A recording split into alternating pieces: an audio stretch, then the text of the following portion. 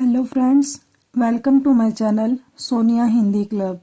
आज इस वीडियो में हम मुक्तिबोध की कविता सहर्ष स्वीकारा है कविता का सार देखेंगे, साथ ही साथ इसके एमसीक्यू भी करेंगे। गजानन माधव मुक्तिबोध नई कविता के प्रमुख कवि हैं। वे लंबी कविताओं के कवि हैं। सहर्ष स्वीकारा है मुक्तिबोध की छोटी कविता है जो छायावादी चेतना से प्रेरित है। इस कविता में कवि ने जीवन में मनुष्य को सुख दुख, राग विराग, हर्ष विषाद, आशा निराशा, संघर्ष अवसाद, उठा पटक आदि भावों को सहर्ष अंगीकार करने की प्रेरणा प्रदान की है। इसके साथ यह कविता उस विशिष्ट व्यक्ति या सत्ता की ओर संकेत करती है जिससे कवि को प्रेरणा प्राप्त हुई है। कवि उस विशिष्ट सत्ता को संबोधन करके कहता है कि मेरे जीवन में जो कुछ भी सुख दुख, राग विराग, संघर्ष अवसाद, हर्ष विषाद आदि मिला है उसको मैंने सहर्ष भाव से अंगीकार किया है अर्थात स्वीकारा है। इसलिए वह जीवन में सब कुछ उसी सत्ता का दिया हुआ मानता है। गर्व युक्त गरीबी, गंभीर अनुभव, भव्य विचार, दृढ़ता, हृदय रूपी सरिता सब कुछ उनके जीवन में मौलिक है, बनावटी कुछ भी नहीं है। इसलिए उन्हें गोचर जगत स्पष्ट रूप से अदृश्य शक्ति का भाव लगता है। वे सोचते हैं कि न जाने उस असीम सत्ता से उनका क्या रिश्ता नाता है कि बार बार वे उनके प्रति प्रेम रूपी झरने को खत्म करना चाहते हैं, लेकिन वह बार बार अपने आप भर जाता है जिसे चाहकर भी वे समाप्त नहीं कर सकते। उन्हें रात्रि में धरती पर मुस्कुराते चांद की भांति अपने ऊपर असीम सत्ता का चेहरा मुस्कुराता हुआ दिखता है। कवि बार बार उस प्रभु से अपनी भूल के लिए दंड चाहते हैं। वे दक्षिण ध्रुव पर स्थित अमावस्या में पूर्ण रूप से डूब जाना चाहते हैं क्योंकि उन्हें अब प्रभु द्वारा ढका और गिरा हुआ रमणीय प्रकाश सहन नहीं होता। अब उन्हें ममता रूपी बादलों की कोमलता भी हृदय में पीड़ा पहुंचाती है। उनकी आत्मा कमजोर और शक्तिहीन हो गई है, इसलिए होने को देखकर उनका हृदय छटपटाने लगता है। अब तो स्थिति यह है कि उन्हें दुखों को बहलाने और सहलाने वाली आत्मीयता भी सहन नहीं होती। कवि वास्तव में उस असीम विशिष्ट जन से दंड चाहता है, ऐसा दंड जिससे कि वह पाताल लोक की गहन गुफाओं, बिलों और धुएं के बादलों में बिल्कुल खो जाए। लेकिन वहां भी उन्हें प्रभु का ही सहारा दिखता है, इसलिए वह अपना सब कुछ उसी सत्ता का स्वीकार करते हैं और जो कुछ उस सत्ता ने सुख दुख, राग विराग, संघर्ष अवसाद, आशा निराशा आदि प्रदान किए हैं उन्हें खुशी खुशी स्वीकार करता है। इस कविता के माध्यम से कवि मनुष्यों को भी यही प्रेरणा देते हैं कि जीवन में मनुष्य को प्रभु प्रदत्त राग विराग, सुख दुख, आशा निराशा आदि भाव सहर्ष भाव से या निर्विवाद रूप से स्वीकार कर लेने चाहिए। अब बात करते हैं सहर्ष स्वीकार है कविता के एमसीक्यू की।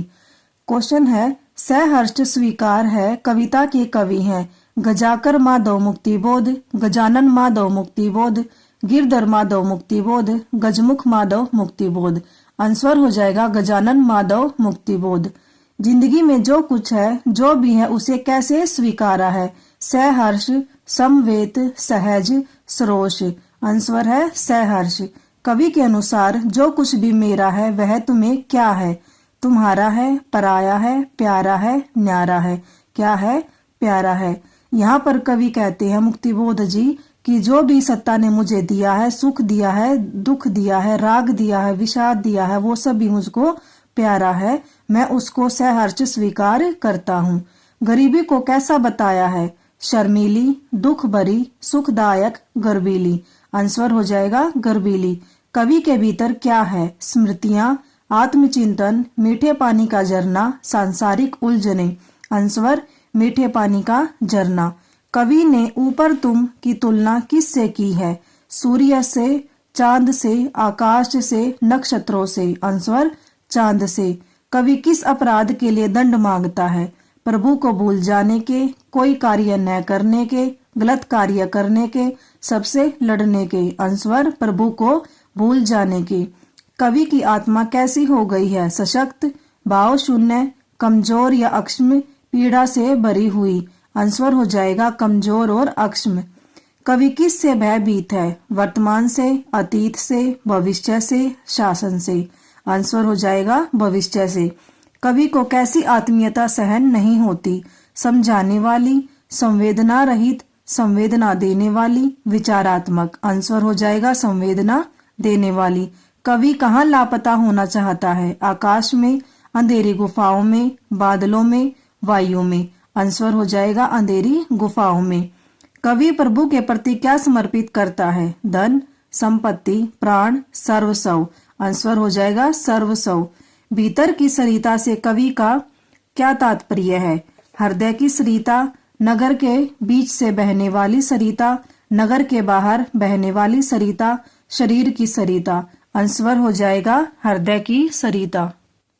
नेक्स्ट क्वेश्चन है, बहलाती सहलाती आत्मीयता कैसी आत्मीयता है? संदेशपूर्ण, सांत्वना देने वाली, दुखद, विचार प्रदान करने वाली। आंसर हो जाएगा सांत्वना देने वाली। ममता के बादल कैसे बादल होते हैं? वर्षा के, आंधी के, प्रेम के, गर्जना के। आंसर हो जाएगा प्रेम के। गजानन माधव मुक्तिबोध का जन्म किस सन में हुआ था? 1916, 1917, 1918, 1919। आंसर हो जाएगा 1917। मुक्तिबोध का जन्म कहाँ हुआ था? श्यामपुर, शेखुपुर, श्योपुर, श्योहर। आंसर हो जाएगा श्योपुर। मुक्तिबोध का निधन किस वर्ष हुआ था? 1961, 1962, 1963, 1964। आंसर हो जाएगा 1964। मुक्तिबोध का निधन कहाँ हुआ था? नई दिल्ली, इलाहाबाद, ग्वालियर, भोपाल। आंसर हो जाएगा नई दिल्ली। सहर्ष स्वीकारा है कविता कवि के किस काव्य संग्रह से ली गई है? चांद का मुंह टेढ़ा, बुरी बुरी खाक धूल, विपात्र, काठ का सपना। किससे लिया गया है? बुरी बुरी खाक धूल। सहर्ष स्वीकारा है कविता में किस भाव की प्रधानता है? आक्रोश, ओज, विनय, उत्साह। आंसर हो जाएगा विनय। कवि ने अपने अनुभवों को किस प्रकार का बताया है? सुखद, गंभीर, दुखद, सुंदर। आंसर हो जाएगा दुखद। यह विचार वैभव सब में अलंकार है। उपमा, अनुप्रास, रूपक, उत्प्रेक्षा। आंसर हो जाएगा अनुप्रास। गर्भीली गरीबी यह में गर्भीली है। संज्ञा, क्रिया, सर्वनाम, विशेषण। आंसर हो जाएगा विशेषण। कई बार एग्जाम में अगर जहाँ पे एनसीईआरटी आती है तो इस तरह से ग्रामर के क्वेश्चन भी पुट कर लेते हैं। कवि ने अंधकार को कैसा कहा है? दक्षिण ध्रुवी, उत्तरी ध्रुवी, पूर्वी ध्रुवी, पश्चिमी ध्रुवी। आंसर हो जाएगा दक्षिण ध्रुवी। मुस्काता चांद जो धरती पर रात भर में अलंकार है। अतिशोक्ति, मानवीकरण, श्लेष, यमक। आंसर हो जाएगा मानवीकरण। सहर्ष स्वीकारा है कविता में कवि ने अपनी प्रियतमा के चेहरे की तुलना किससे की है? कमल से, आने से, चांद से, आकाश से। आंसर हो जाएगा चांद से। नेक्स्ट क्वेश्चन है, कवि से क्या नहीं सहा जाता? गहन अंधकार, रमणीय उजाला, धूप में खड़ा होना, शोर शराबा। आंसर हो जाएगा गहन अंधकार। कवि को किन बादलों की मंडराती कोमलता कष्ट देती है? जल से भरे, कष्टों के, ममता के, परायेपन के। आंसर हो जाएगा ममता के। सहर्ष स्वीकारा है में गरीबी को माना गया है। कष्टकारी, रंगीली, गर्बीली, श्राप। आंसर हो जाएगा गर्बीली। पाताली अंधेरे की गुहाओं में, विवरों में। यहाँ विवरों का अर्थ है बादल, बिल, गुफा, शिविर। आंसर हो जाएगा बिल। सहर्ष स्वीकारा है कविता के अनुसार ममता के बादल की मंडराती कोमलता कहाँ गिराती है? बाहर, भीतर, बीच, सर्वत्र। आंसर हो जाएगा भीतर। सहर्ष स्वीकारा है कविता में बहलाती सहलाती आत्मीयता क्या नहीं होती है? बर्दाश्त, फालतू, कम, जहरीली। आंसर हो जाएगा बर्दाश्त।